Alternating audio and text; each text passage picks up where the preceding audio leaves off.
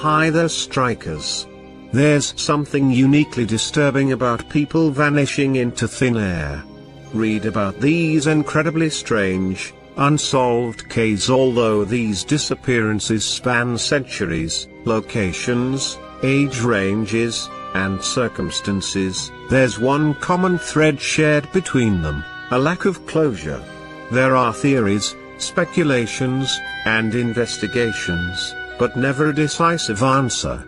On our incoming episode, I'm going to feature some of the cases of mysterious disappearances, of some missing that just disappear without any trace. Disappearance of Kelly Di Wilson. She was last seen at approximately 8:30 p.m. in Gilmer, Texas on January 5, 1992. She was leaving her place of employment, Northeast Texas Video on Buffalo Street, and heading to the bank around the corner to make her usual night deposit. The bank's security cameras showed that an individual did make the night deposit, but it is unclear whether or not the person was Kelly. She has never been heard from again. Kelly's car was discovered later in the evening in her employer's parking lot. One of the vehicle's tires had been slashed. The other 3 tires were intact. All of Kelly's personal belongings, including her purse, were inside the car, but her keys were missing. A grand jury indicted Gilmer Police Department Sergeant James York Brown and 7 others on charges of Kelly's abduction and presumed murder in January 1994, 2 years after Kelly disappeared. Prosecutors believed that Brown, who had been assigned to investigate Kelly's case, was involved with the 7 other individuals with kidnapping and imprisoning Kelly for over 1 week.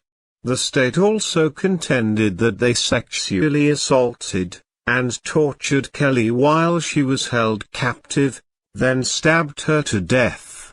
It was alleged that the group was part of a satanic cult and engaged in violent acts, including child molestation, as part of their cult rituals.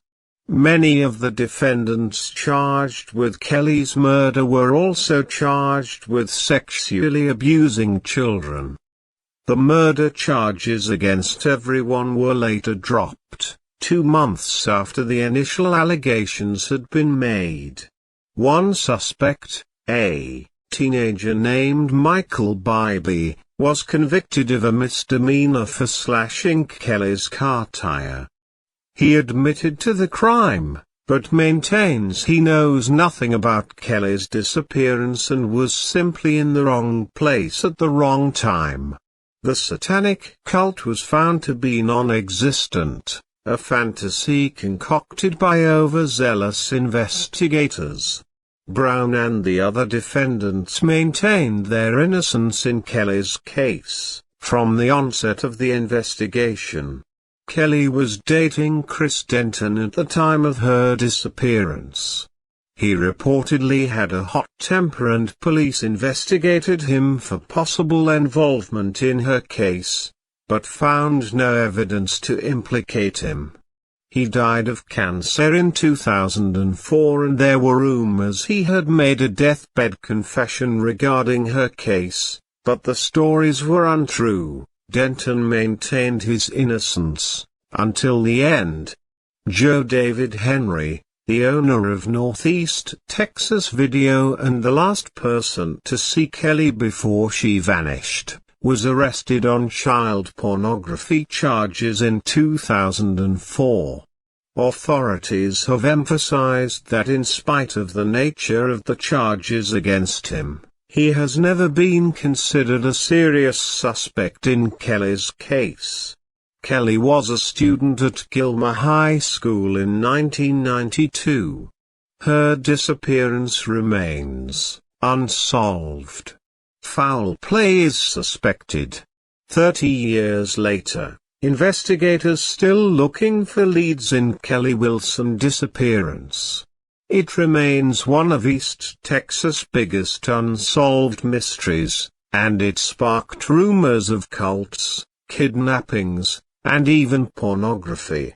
A wound time has not healed in Gilmer. 15 years later, unanswered questions as to what happened to 17-year-old Kelly Wilson.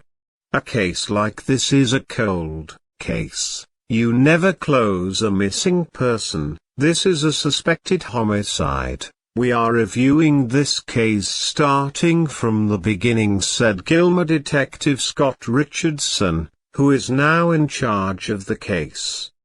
There are 17 boxes of files on her disappearance. There were hundreds of leads, wild rumors of kidnapping and cult involvement, even pornography. But the answers continue to elude investigators.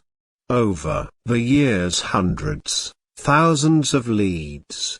The cult, the pornography, I believe you're going to find had nothing to do with the disappearance of Kelly Wilson, said Richardson.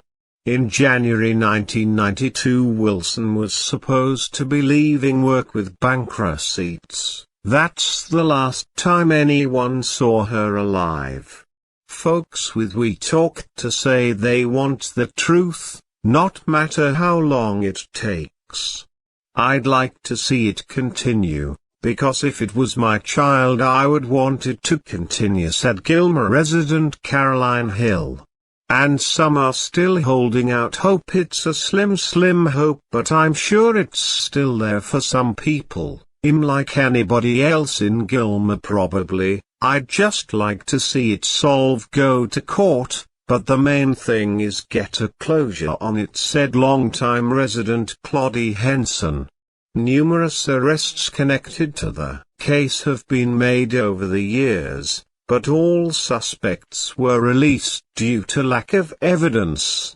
Among those suspects, Kelly Wilson's former boyfriend, who died from cancer in 2000.